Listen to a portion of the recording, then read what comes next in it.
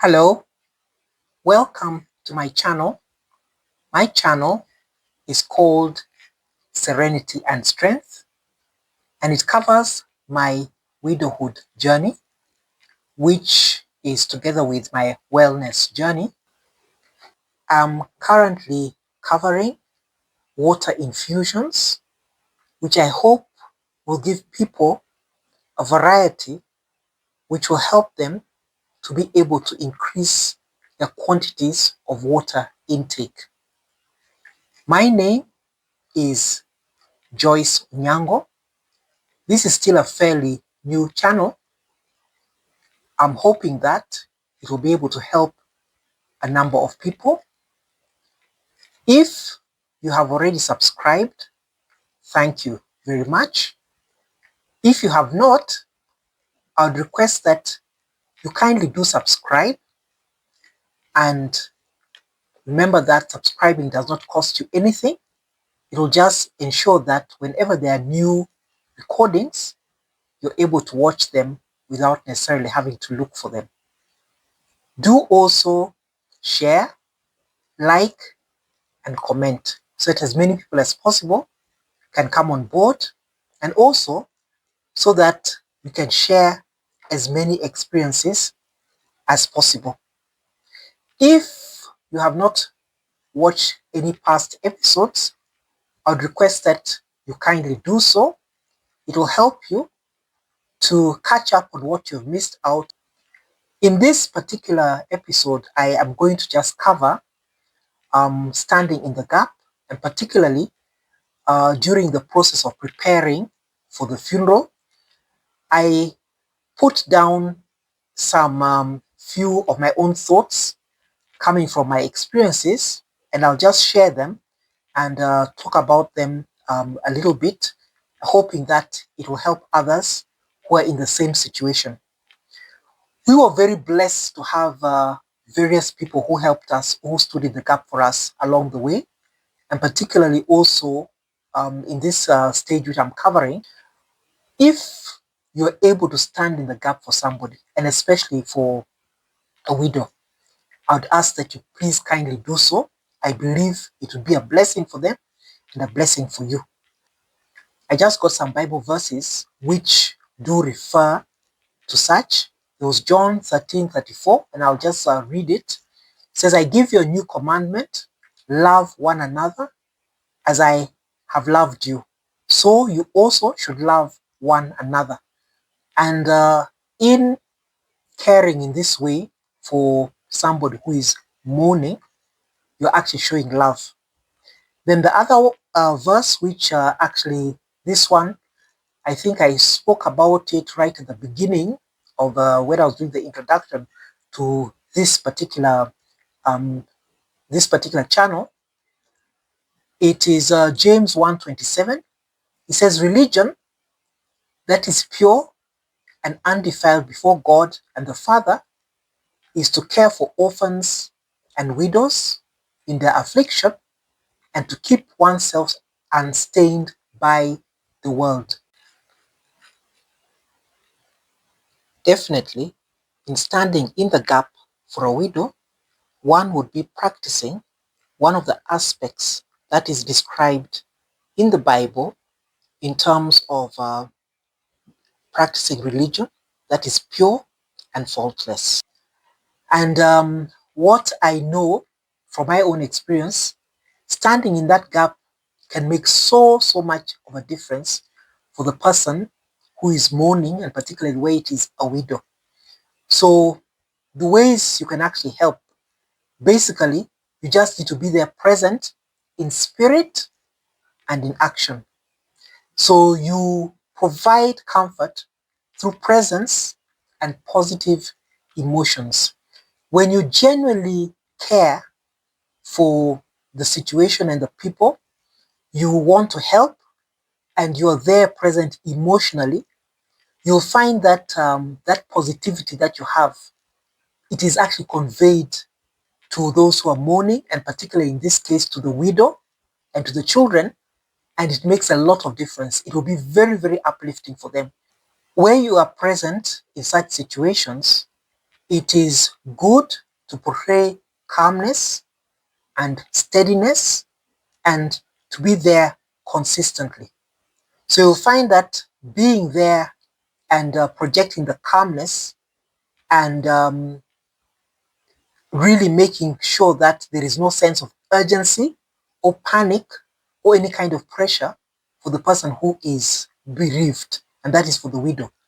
So it's not good to try to make them do things in a hurry or try to impose on them things like telling them that they need to be strong, that they'll get over it, those kinds of things. It doesn't really help the situation. So it's just for you to be there calm, cool as it is, and just carry them along with you. And that also projects to them and makes them also be just comforted. Then the other thing is respect for her authority, because I think that to me was very important. Her wishes need to be honored so that whatever is taking place, she should have the main say. And if you're there standing in the gap for her and being close to her, you will need to try to ensure that even when others try to override whatever she has to say, it is her to have the final say as it is. So that is something which is very important, because you need to be able to bury that person in the way that would honor them. And more often than not, it is the widow who knows what would honor that person, knows better, more than anybody else, what their wishes would be. Then the other aspect which I noted down is protecting your or her emotional space. This aspect of not having intrusive, you have non-intrusive compassion, in that you are there for her, you shield her from any unnecessary conversations, conflicts, or even intrusive questions. Because during such processes, you can find that the kind of questions that people ask at times, it is just, I can only say, amazing. And they would cause a lot of grief to the person who's already grieving. So, you try to protect her from that. Let her grieve also as she deems fit. Have respect for her grief expression and not try to impose what others think should be the way that she should actually be grieving. Then the other aspect is just that physical presence and silent reassurance. You would just sit there with the person, sit there with the widow, be there all the time with them so that she doesn't feel abandoned as it is. And sometimes that just means sitting quietly, not necessarily talking because you may not want to talk, but that presence is what is comforting. When she wants to talk, be available to talk. Of course, for others, you may find that they may actually want to talk quite a bit, but just be there.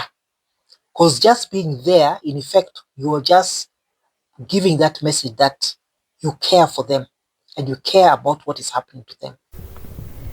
A friend blessed me with fresh mint, so I decided to do mint and ginger infusion. For the ginger, you use about 2 tablespoonfuls, and normally with mine, I cut them into tiny cubes and freeze them, and having wrapped them with cling film, and this makes it very easy when I want to actually use them.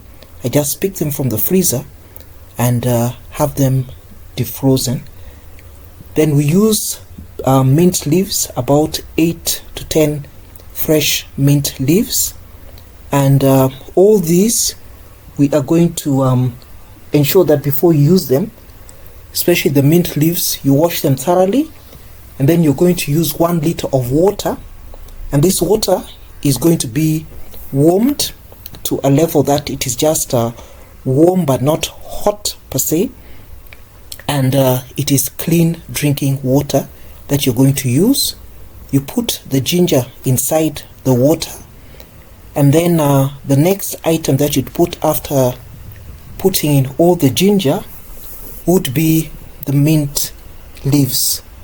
But with the mint leaves, before you put them in, would want to press them so that the smell of the mint can come out of the leaves. So you just put them in your hand and you press them, not too hard per se. They should not be bruised, and you'll find that once you do that, you immediately get the aroma of mint because the oils have actually been released from the mint leaves. Then we do add the mint to the water, and once we put it in the water, we cover it and allow it to steep for about 4 hours. You'll find that the benefits are aiding digestion and reducing bloating. You'll also have, if you have nausea or stomach discomfort, that also tends to be relieved. And also, it's refreshing and calming to the senses, and this is because of the mint. And it will also support hydration and gentle detoxification.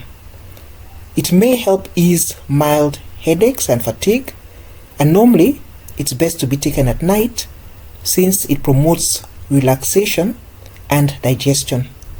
Once it has steeped, you'll find that it has a brownish color, and you just strain it into a glass and confirm that it is at the kind of taste that you want in terms of concentration.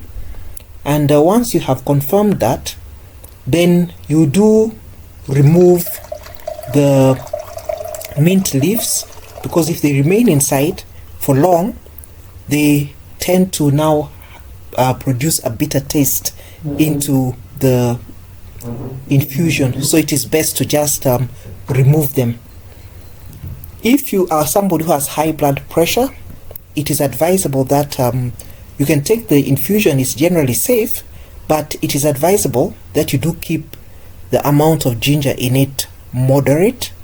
You could consult your health practitioner over this. For those who prefer to have cold drinks, you could actually cool this particular drink or put it to freeze, to put it in the fridge for some time and get it to that particular kind of coldness that you like. For those who prefer hot drinks, you can actually do a different version where you boil the water, you put in the ginger in the boiling water and allow it to simmer for about 5 to 7 minutes, and then you remove it from the heat. You do the same thing with pressing the mint and then put it inside the already heated water and ginger and cover it for about 3 to 5 minutes, and after that you can strain it, and if it is to taste, again remove the mint to avoid that bitter taste. Room temperature, warm or hot drinks are always preferable health-wise. Enjoy. Kindly subscribe, like and share. Let me know which you preferred. Bye.